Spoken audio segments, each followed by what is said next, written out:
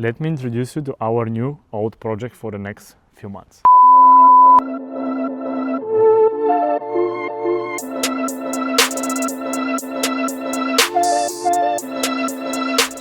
You remember this car? Maybe. You have already seen it on our social media channels. And this car was neglected for the past few years. I worked on it here and there between other projects, but now it's time to give it my full attention. I brought the car 3 years ago from a former drift colleague of mine who is not anymore involved in drift. He put quite a effort and passion into the car. I got it just as a rolling chassis with a welded roll cage.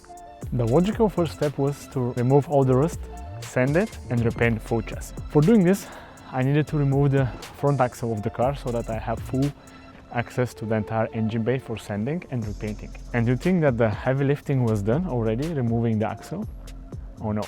We had to remove these old stickers and these took us ages. Previous owner already took care of installing the roll cage, painting it, as well as the entire interior, so everything inside the car was white, and we wanted to make sure that this work was untouched. But along with this interior taping, we needed to fully cover the rear axle as well.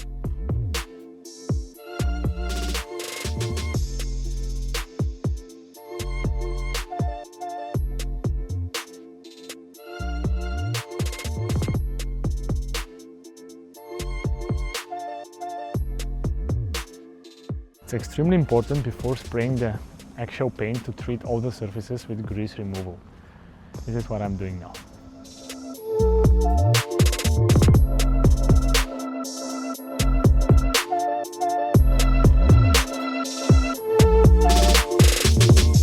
This is actually the second car I'm painting the exact same sky blue as the S14.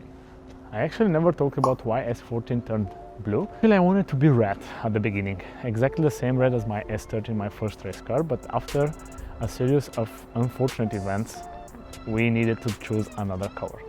So then I came up with exactly this sky blue color.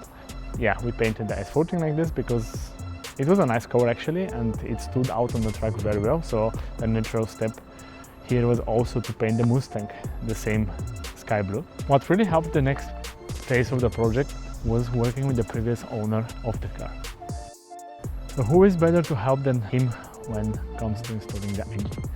So we basically did the engine installation as they do in the factory once the cars are manufactured, which is actually lowering the chassis onto the engine and not like the most common practices, lowering the engine into the chassis.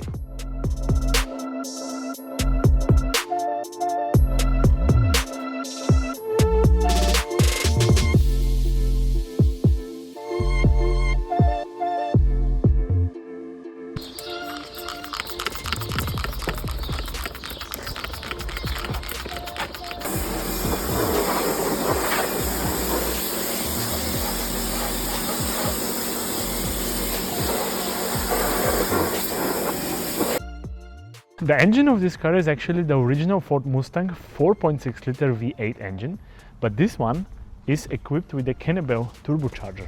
The actual power delivery on the car, as it is set up right now, is not known to us yet, but we are planning to have a dedicated dyno video further in the series of Mustang build. So follow us for more if you want to see how much power this guy is putting to the rear axle. Hit that subscribe button and I will see you in the next one.